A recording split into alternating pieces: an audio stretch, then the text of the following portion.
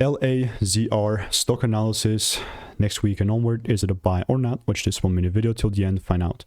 Looking at Luminar Technologies, it is sitting at good $8.35 and it is 32% up.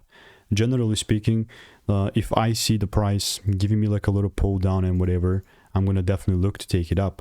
But randomly buying is just not going to be an option for me, to be very frank and honest.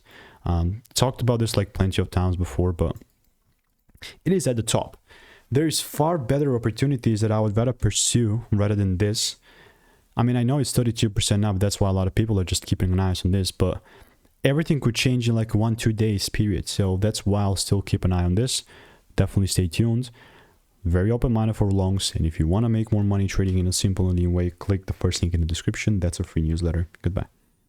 So stay tuned, you know, because that's how you're going to stay tuned more up, the most up to date. I mean, I've also know that I've had a lot of other receipts with LAZR in the Discord, but generally speaking, if you want to make more money trading in a simple and easy way, click the first link in the description. That's a free newsletter.